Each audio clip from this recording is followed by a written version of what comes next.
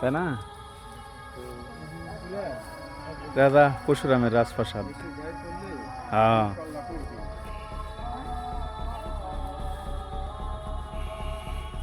বিশাল বড় রাজপ্রাসাদ। রাজা দেখলেন?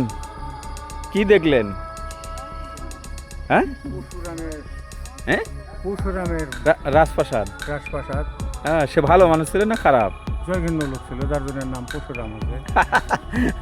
আচ্ছা আচ্ছা, আমরা কিন্তু বেড়ে যাচ্ছি। দেখেন এখন পরশুরামের বাড়ির ভেতর। আচ্ছা বাবজান, আচ্ছা এই গরু এটি ঘাস খাচ্ছে, আসলে রাজা যদি থাকতো তাহলে কি এটি কি এই গরু বা ছাগল এটি ঢুকতে দিত? চরম শত্রু ছিল। হ্যাঁ, গরু চরম আর শালারা হিন্দুর বাচ্চা, তো গরু তো চরম শত্রু। বাচ্চা, গরুর জন্যই তো কূপটা নষ্ট হয়েছে, তাই না? গরু গোস্ত না খেলে তো আর নষ্ট হতো না। হ্যাঁ, এই দেখেন গরু। হ্যাঁ, মানে গরু, এটাই হচ্ছে পরশুরাম রাজার বাড়ি, রাজপ্রাসাদ। আর তার নাম ছিল কিন্তু নরসিংহ রাজা। সে তার আপন মাকে হত্যা করেছে, বা ওই যে বুরহানুদ্দিন আউলিয়ার একমাত্র শিশু সন্তানকে হত্যা করার কারণে তার খেতাব পেয়েছে। সে হচ্ছে পরশুরাম। ঠিক আছে, বেদব জানোয়ার, ফার্স্ট ক্লাস একটা জানোয়ার। হ্যাঁ, তারা ইমরান কি বলবে? সে বলে ভালো মানুষ ছিল পরশুরাম। কে? সে তো শিশু হত্যা করতো, তার নিজের মাকে খুন করতে শুনছি, তো তার নাম পরশুরাম রাজা।